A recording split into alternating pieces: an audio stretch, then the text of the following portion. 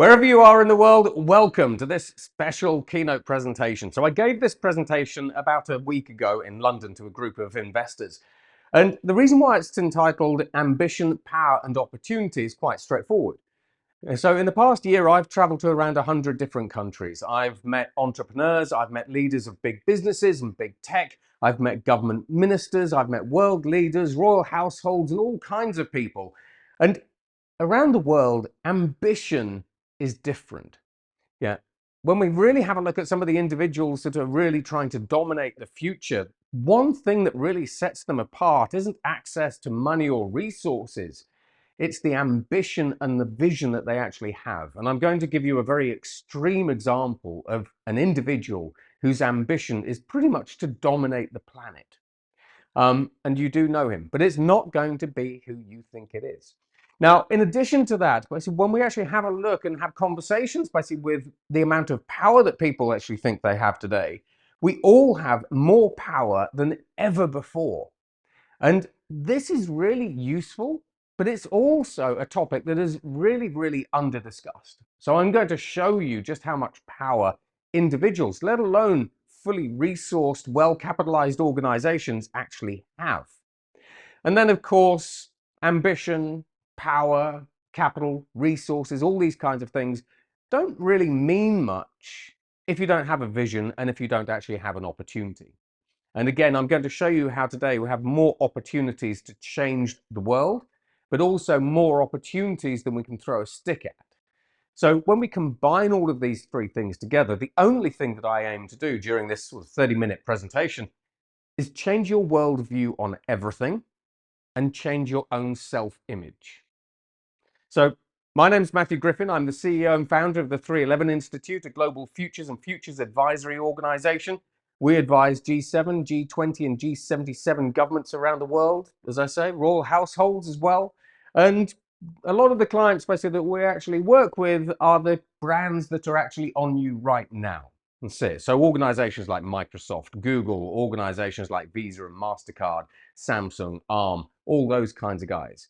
So when we actually think about the future, I quite literally have a front row seat to the future as it's actually being envisioned and it's actually being built, which actually helps me put this together. Now, when we actually consider the world that we live in today, NASA astronauts often talk about something called the orbital perspective. It's the point in time where they look down basically on the pale blue dot that we call Earth hanging in space. And they don't see any borders, they don't see any politics, they don't see any wars. It looks peaceful. However, as we all know, as we start coming down to Earth, things get more confusing, they get more complicated, they get messier. By 2040, we could have 65% of the Earth's population in megacities. We have over 8 billion people on the planet right now.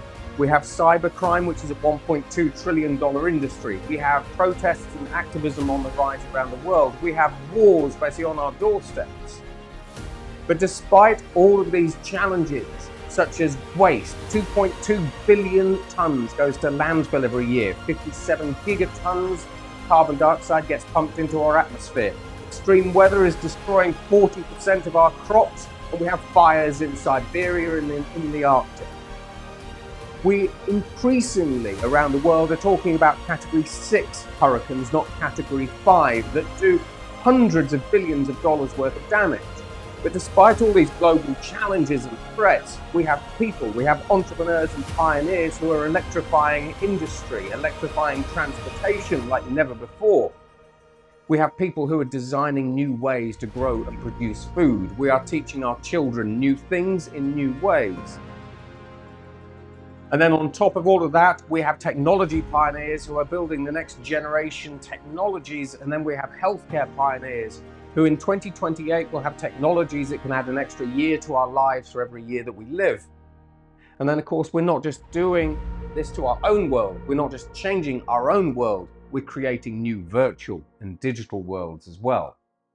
So when we actually have a look at the world that we actually live in today, yes, we have a huge number of challenges. Entrepreneurs will look at those challenges and actually think, well, that's opportunity. And so as we actually start stepping through things, Realistically, from an individual's perspective, from a corporation's perspective, fortunately, there is only one thing that's changing. It just kind of happens that it's everything. Science. So when we have a look at science and technology, there is a huge amount of change there. When we have a look at society, when we have a look at economics, when we actually have a look at the environment, when we have a look at geopolitics, basically there is not a single thing that is staying the same. And then all of the things that we're experiencing today, all of the trends that we're seeing today, everything is moving faster than ever before. And that creates both opportunities, it creates volatility, it creates friction, it creates worry in people, but it also creates a lot of upside and potential.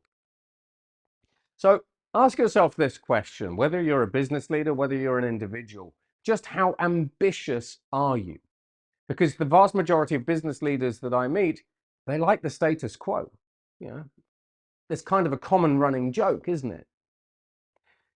However, have you really considered about some of the ambitious people that you are actually up against, whether that's as business leaders or some of the individuals that you can actually learn from? Individuals like Sam Altman.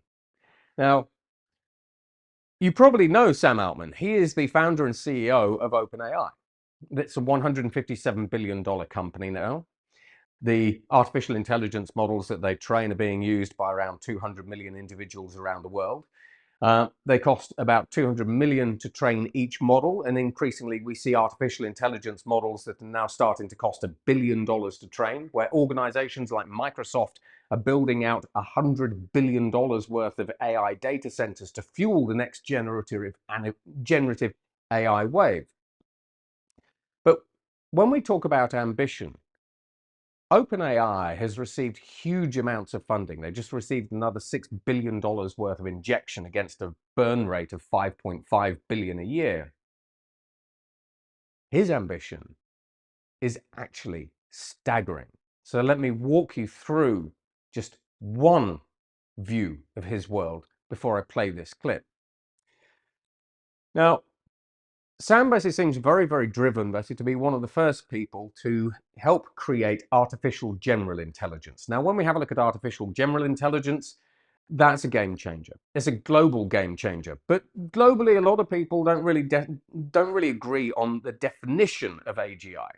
However, Sam and the OpenAI board's definition of AGI is, and listen carefully, is the point in time when artificial intelligence exceeds all humans at all economically valuable work.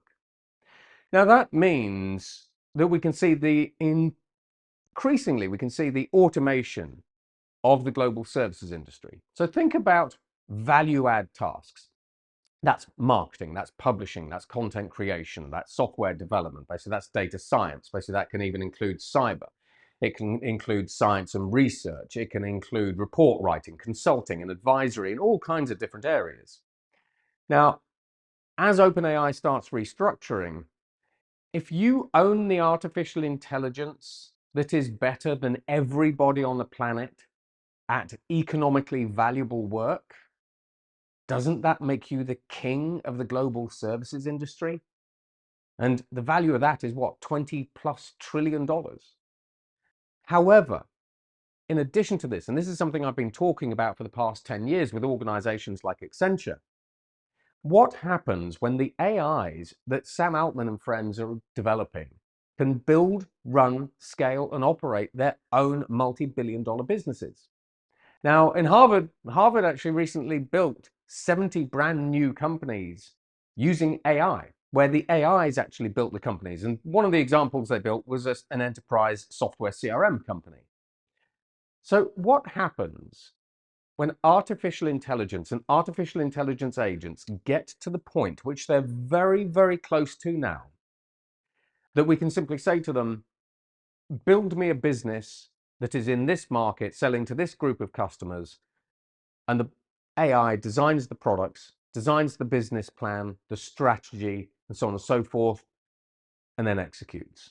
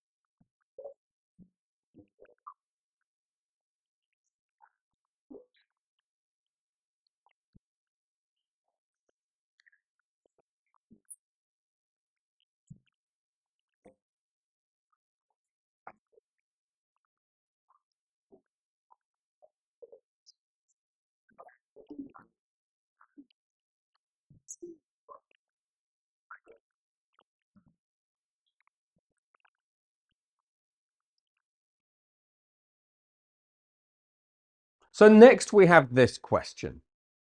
As a business leader or as an individual, how uncomfortable are you? Because often we're doing our best work when we feel uncomfortable. Now, an example of this is we have business leaders where profits are declining, where revenues are declining, market share is declining. What's one of the first things that business leaders do in that particular scenario? They call an all-hands meeting. They get everyone in and they say, look, we're under a huge amount of pressure here. Things aren't actually going right. What can we do to right the ship? Now, when we actually have a look at people who have ambition like Sam Altman, the fact of the matter is that even if you're feeling comfortable now and you're feeling comfortable with the status quo now, at some point in the future, you're going to start feeling his hand on your shoulder as your company is starting to be disrupted. So we always advocate that on the one hand, as business leaders, we should always be living in this kind of sense of crisis. It's an especially strong feeling in the Middle East, but also act with a sense of urgency. So if you are comfortable, get uncomfortable, and then become comfortable with being uncomfortable, because that's quite often when we're doing our best work. That's when we're having a look at challenges through new eyes, from new perspectives. And talking about challenges, today, basically, the world has some of the world's grandest challenges, some of the greatest problems that mankind has ever faced. So just how powerful are you? Have you ever really considered that you are the most powerful version of yourself that has ever lived? I'm going to tell you how in a moment. As organizations have more power and more capability and more capacity to change the world at a global speed and scale that even 10 to 20 years ago was absolutely unfathomable. And when it comes to creating solutions to some of the world's grandest challenges, we are moving the dial on challenges that just seem so huge, it seems improbable that we could actually solve them. But when we come together, if we take climate change, for example, last year, globally, there were 57 gigatons worth of carbon dioxide emissions. When I was at COP28 this time last year, the scientists and the policymakers there weren't talking about hitting 2 degrees Celsius of warming any longer. They were talking about hitting 3 degrees Celsius of warming. So climate change has all these different impacts basically on our world, whether it's warming oceans, warming Earth, whether it's increasing extreme weather and so on and so forth. However, in Europe, thanks to the combination of new technology, human ingenuity, and actually unity, basically at a government level, last year, the European Union's carbon dioxide emissions were 5% lower than they were in 2022. So we have benchmarks. We have the solutions that we need on the truck to solve some of these grand challenges. Now, when we have a look at food, 40% of our crops are destroyed by extreme weather and pests for a whole variety of different reasons. Except entrepreneurs, again, are coming together and through vertical farms, for example, in the Sheikh Zayed Road in the United Arab Emirates, as well as London, as well as America and all around the world, including China, we're seeing the rise of vertical farms.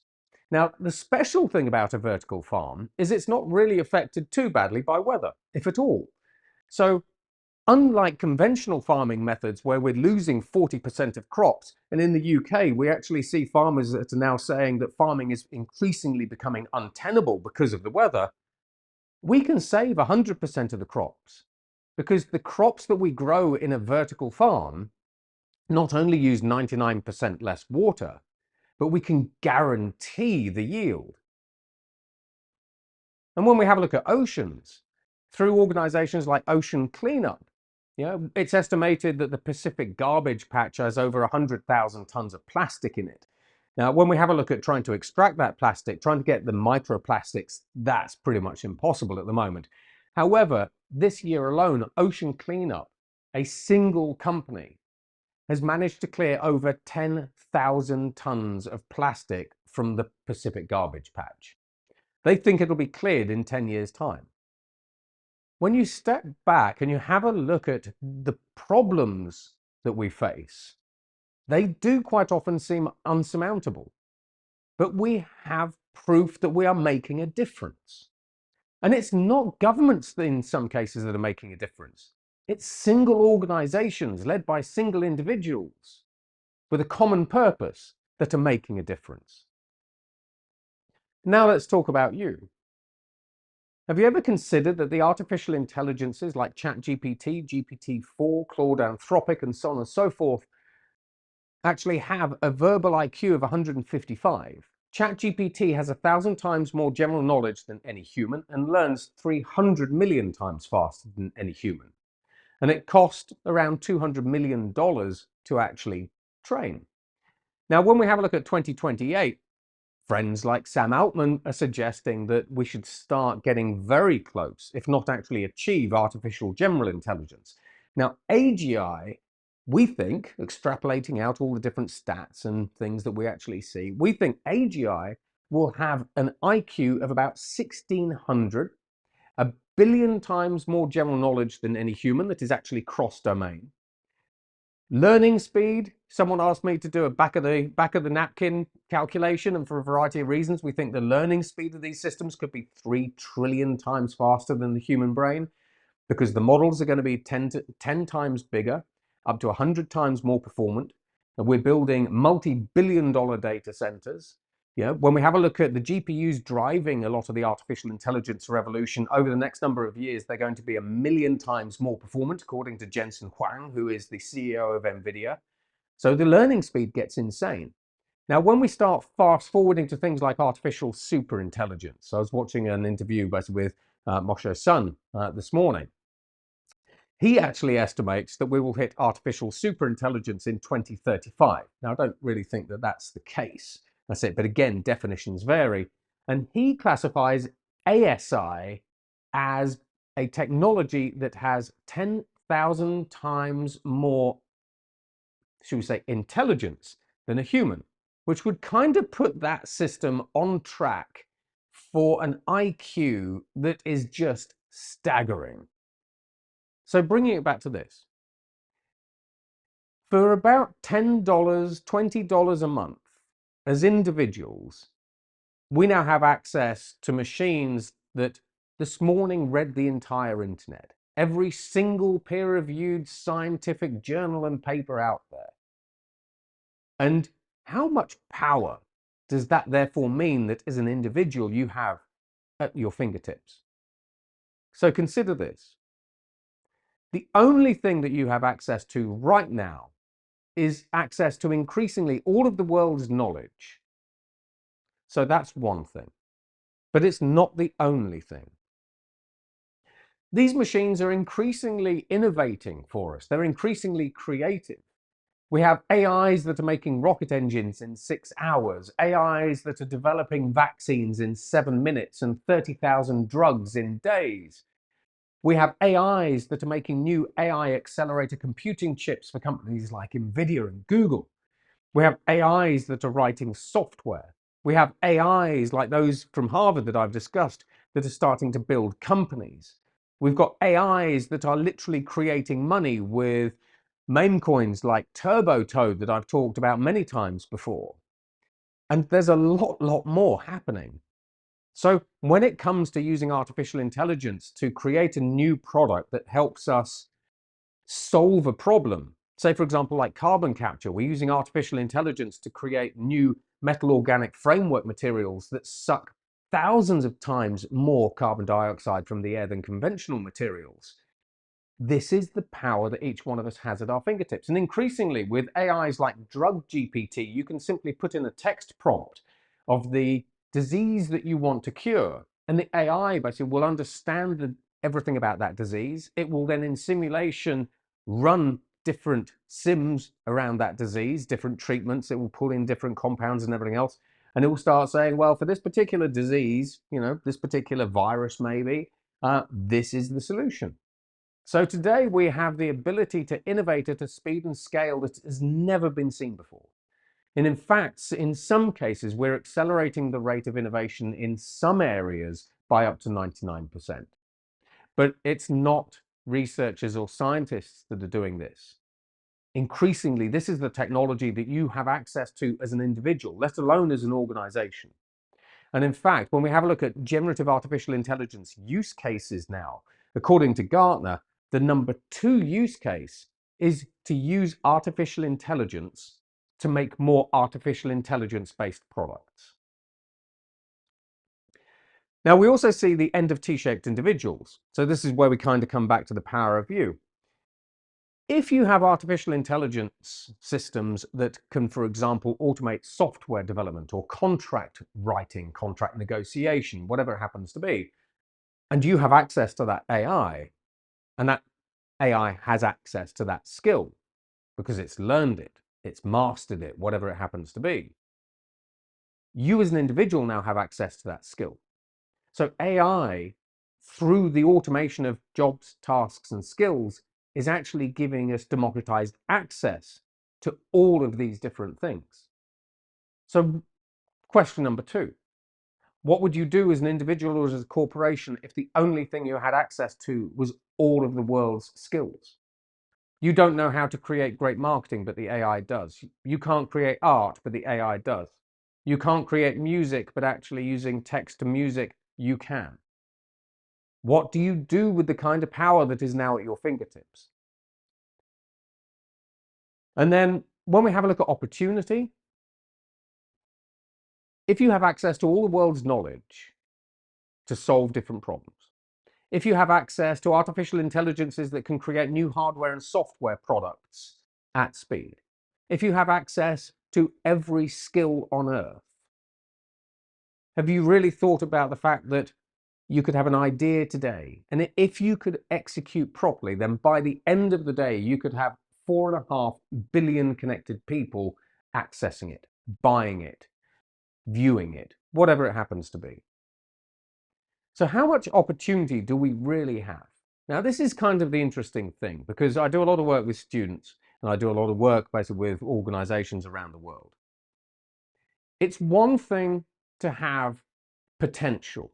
So we can kind of say that potential is your talent. Those are your hard skills, the things that you are great at. It's great to have potential and talent. It's great to have resources if you're a company, for example. But none of this means anything if you can't identify opportunities. Because if you have people with talent and resources who can identify opportunities, that's where change happens. Now, when we have a look at the impact that emerging technologies as well as trends have actually had on things like value destruction, emerging technology is responsible right now for destroying over $50 trillion worth of value. So think about, for example, some of the ed tech companies that OpenAI's chatbots basically have actually been undermining.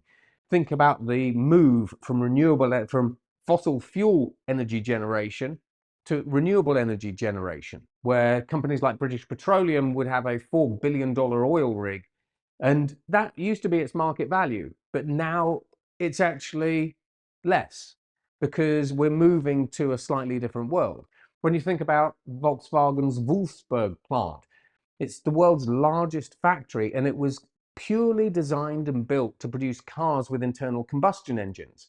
As we switch to hybrid vehicles and electric vehicles, the value of that plant is no longer what it was 10 years ago. So we see a lot of asset depreciation and value destruction.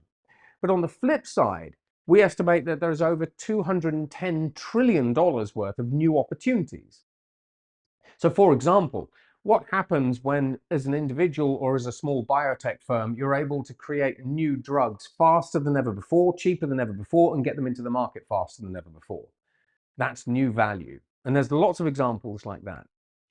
Now, from an organizational perspective as well as an individual perspective, I often say that, in my sort of humble opinion, I think people only really see 30% of the future. Now, what I mean by this is when we have a look at artificial intelligence, you'll hear a lot of people talking about what it is, why it is, and the future of artificial intelligence. But have you actually really dug into just AI? I mean, some of the stats that I gave you now, have you ever heard those before? Yeah, when we have a look at the future of artificial intelligence, we have agentic artificial intelligence, quantum artificial intelligence, neuromorphic artificial intelligence. We even have DNA and biological and liquid artificial intelligences right now. And we've even 3D printed something called a diffractive AI. So when we actually have a look at the future of artificial intelligence and all of the different kinds of AIs that we've developed, including open-ended artificial intelligences, which create their own problems and solve their own problems, the fact of the matter is you're probably only seeing 30% of the picture just of that one thing, let alone the actual picture itself. So if you're only seeing 30% of the future, then you're missing 70% of the future. And if you're missing 70% of the future, then you're missing out on huge amounts of opportunity. And then basically when we're having a look at creating new products and services, I often sort of talk in the kind of the McKinsey model, the Horizon 1, Horizon 2, Horizon 3. If the world is moving faster and faster and faster, then you have your products and services that you've developed and designed and you've pushed out to the market today. However, what are your Horizon 2 and what are your Horizon 3 products and services? Are you designing those yet? Have you thought about those yet? Have you ideated them yet? You know, a lot of companies that I talk to are kind of thinking about Horizon 2, but not so much Horizon 3. But Horizon 3 decades ago used to be 10 to 20 years out. But if everything is moving faster and faster, then what we can achieve in 10 years' time is going to be radically different to what you actually think we can achieve. So time and development isn't linear any longer. So there's that. Now, when we actually have a look at the amount of emerging technologies, there's a huge buzz basically around artificial intelligence. This is my starburst. It has 167 emerging technologies up to 50 years out across 13 different emerging technology categories.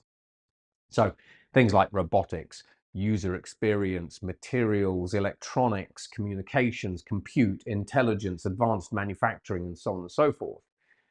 When we take all of these different emerging technologies together and combine them, those are our new products and services, and those new products and services can help us solve a problem that we've identified, whatever that happens to be.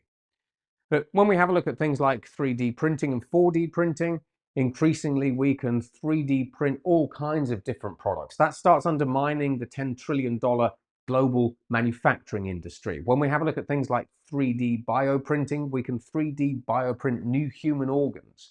When we look at bioreactors, in the food industry, we can take a cell from an animal, put it into a bioreactor and grow infinite amounts of chicken nuggets to feed the billion people on the planet that today are going hungry and malnourished.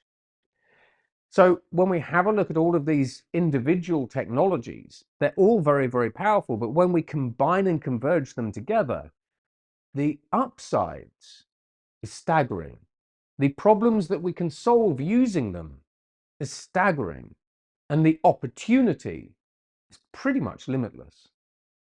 And even when we have a look at AI, when we have a look at compute, we have GPUs today, we're moving to generative computing, which is a new computing platform and paradigm. We have biological and DNA computers again, quantum computers that are millions of times faster than the largest supercomputers on the planet.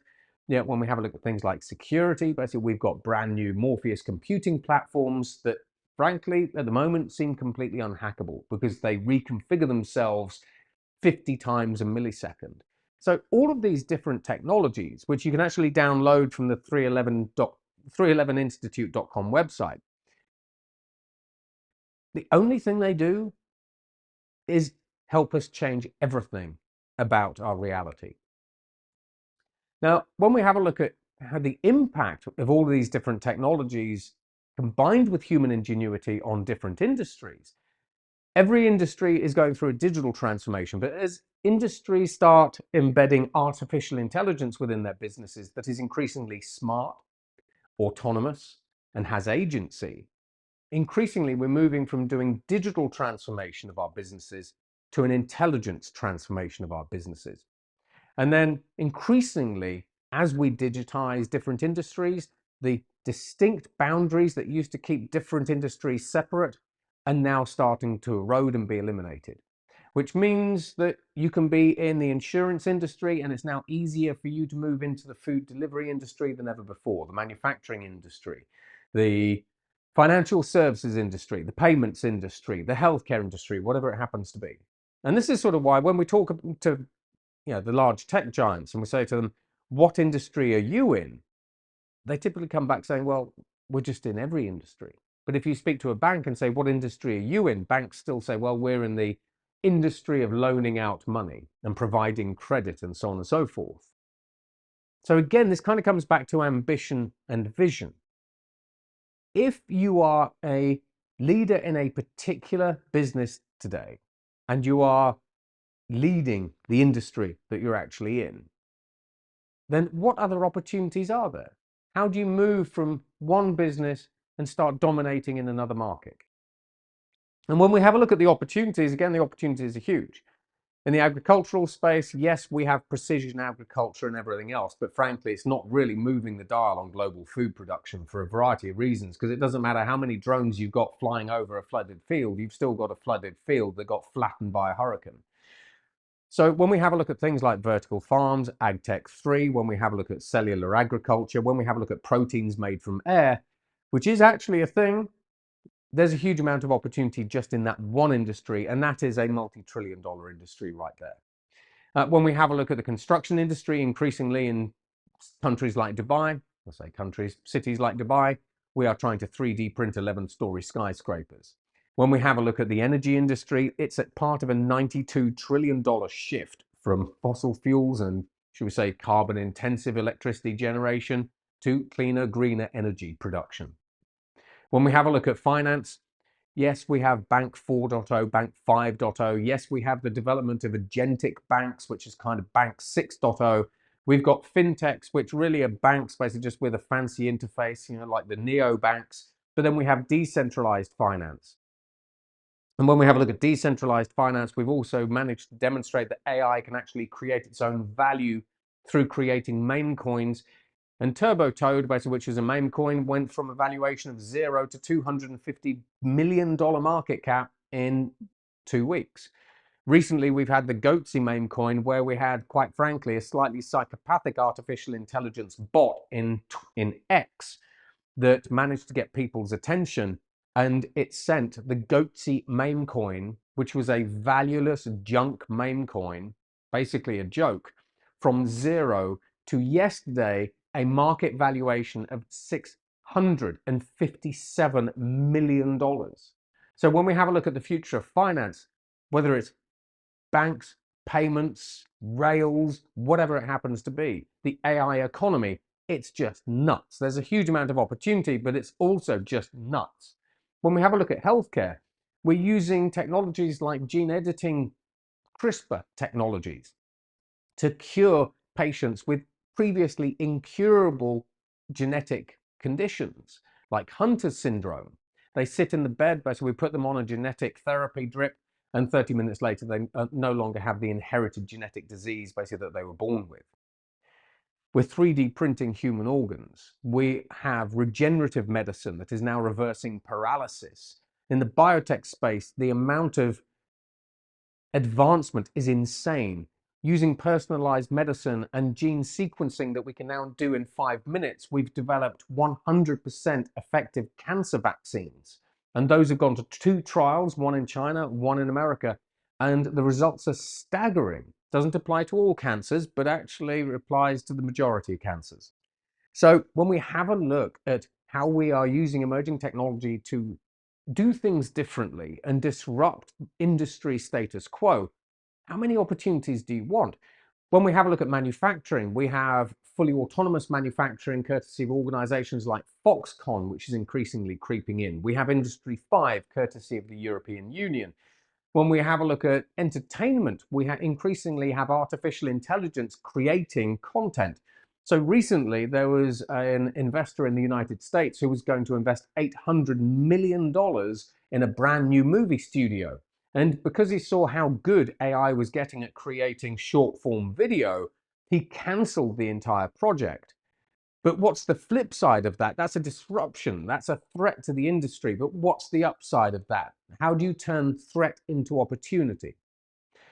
When we have a look at the retail industry, we have companies like HKTV over in Hong Kong and Southeast Asia that have virtual reality malls that have 40,000 stores that kids are flocking to. So when we have a look at kind of traditional e-commerce, retail is changing in different ways for different reasons and so on and so forth. When we have a look at communications industries, Increasingly, we are throwing tens of thousands of low Earth orbit satellites into space, like with SpaceX, OneWeb, and so on and so forth. And that connects the other 3.5 billion people on our planet.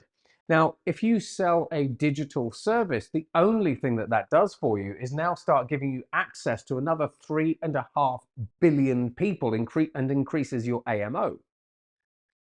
And then when we have a look at the transportation and mobility industries, increasingly, everything is becoming autonomous. Everything is starting to use alternative fuels. So we have increasingly autonomous aircraft that are run on ammonia, hydrogen, or sustainable aviation fuel. As that transition starts happening, we have category 3 and category 4 driverless cars and vans and trucks. We've got flying taxis, which are increasingly starting to make their mark around the world. So the transportation industry is changing. I mean, how much opportunity do you actually want? But how much of this are you actually either looking at or starting to actually move into as a new market? Which then brings us to this. As individuals and leaders, how you think about the future affects how you feel about the future. And how you feel about something affects how you act about something. So if you think that the future is utopian, it's full of hope and opportunity and everything else, then you probably feel good. Now, because you feel good, you probably start acting on it. And you start thinking, well, how do we grasp these new opportunities? What are the things that we need to do today and tomorrow to start changing our status quo? As business leaders, I speak to lots of boards around the world, and actually this is one of their key mantras. It's all very well doing lots of the fluffy stuff and everything else, but actually as individuals and as leaders, learn how to get shit done. And then finally, when we actually have a look at all of the opportunity in front of you, next year, why not try to increase your revenues from a market that you're not in by 2%. So if you're in this business and you have no skin in the game, basically in this market over here, then whatever that market happens to be, then why not try to get 2% of next year's company revenues from a market that today you aren't in? And then after that, the year after that, it's 4%, then 8%, then 16%.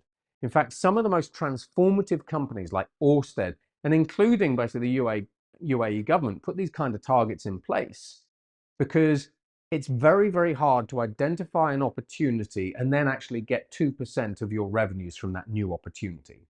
But once you've actually got 2% of your revenues from that new opportunity, getting to 4% is more of an incremental change rather than a step change, and so on and so forth. So it actually works very well. And that's it from me.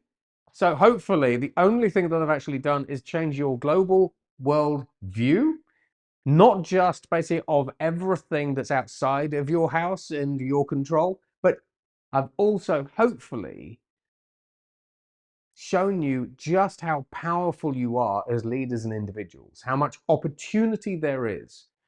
But hopefully I've also shown you that ambition matters. Ambition is not always a dirty word, but you are increasingly up against individuals whose ambitions, like Sam Altman, are staggering in their scale. However, when you have a look at Sam Altman, he has a literal mountain to climb when it comes to actually realizing his ambition. But he's actually not doing very badly as it stands at right now. So anyway, thank you very much for listening. Like and subscribe, and I'll see you later. Take care. Bye-bye.